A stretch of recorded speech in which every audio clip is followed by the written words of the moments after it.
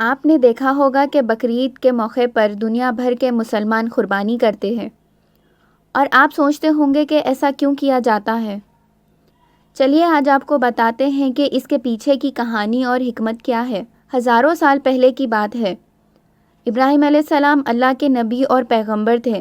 ایک دن جب ابراہیم علیہ السلام سو رہے تھے تو انہوں نے ایک خواب دیکھا، جس میں اللہ نے ابراہیم علیہ السلام سے فرمایا کہ ابراہیم، جو چیز تمہارے لیے سب سے پیاری ہو اسے میری راہ میں قربان کر دو۔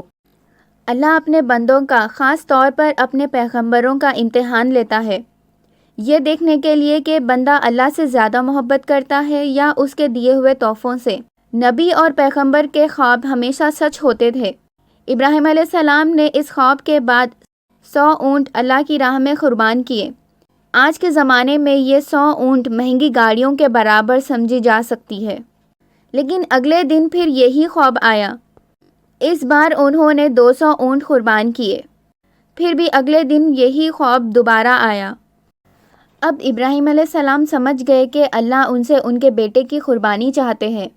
اللہ دیکھنا چاہتا تھا کہ وہ اپنے بیٹے سے زیادہ اللہ سے محبت کرتے ہیں یا نہیں۔ اگلے دن انہوں نے اپنی بیوی ہاجرہ سے کہا کہ اسماعیل کو تیار کر دیں۔ ہاجرہ نے بڑے پیار سے اسماعیل علیہ السلام کو تیار کیا۔ ابراہیم علیہ السلام اپنے بیٹے کو لے کر ایک پہاڑ کی طرف نکل گئے۔ شیطان کو یہ کیسے منظور ہوتا؟ وہ ابراہیم علیہ السلام کی بیوی کے پاس ایک بزرگ کی شکل میں آیا اور کہا، ابراہیم تمہارے بیٹے کو قربان کرنے لے جا رہا ہے۔ ہاجرہ نے جواب دیا، اگر اللہ کا حکم ہے تو یہ ہماری خوش نصیبی ہے۔ اسماعیل جیسا ایک نہیں 1000 بیٹے ہوتے تو بھی میں اللہ کی راہ میں دے دیتی۔ پھر شیطان اسماعیل علیہ السلام کے پاس گیا، کہا کہ تمہارے والد تمہیں قربان کرنے لے جا رہے ہیں۔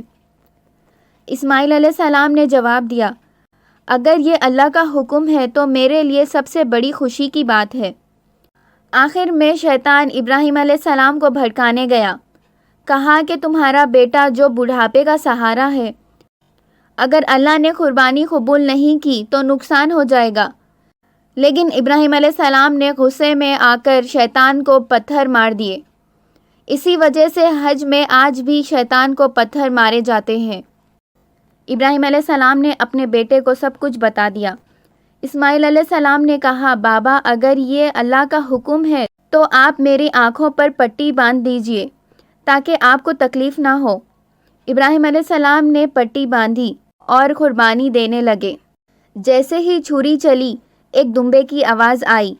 آنکھوں کی پٹی کھولی تو دیکھا کہ اسماعیل علیہ السلام کی جگہ ایک دمبا ہے اور اسماعیل علیہ السلام مسکراتے ہوئے کھڑے ہیں۔ اللہ نے فرمایا، ابراہیم آپ اس امتحان میں کامیاب ہو گئے، آپ کی قربانی قبول کی گئی، آپ کی یہ سنت قیامت تک یاد رکھی جائے گی۔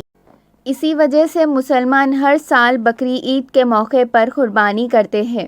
گوشت کو 3 حصوں میں بانٹا جاتا ہے، ایک غریبوں کے لیے، دوسرا رشتہ داروں کے لیے، تیسرا اپنے گھر کے لیے۔ بقرعید کا یہ تہوار بھوک مٹانے کا ایک ذریعہ ہے اور انسانیت کی خدمت کرنے کا حصہ ہے۔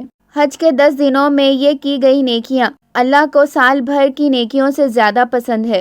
حج کے اس پاک دنوں پر جتنی ہو سکے اتنے لوگوں کی مدد کیجیے۔ یہ تھی قربانی کے پیچھے کی کہانی اور حکمت۔ اگر آپ کو یہ ویڈیو پسند آئی ہو تو لائک، شیئر اور سبسکرائب ضرور کریں۔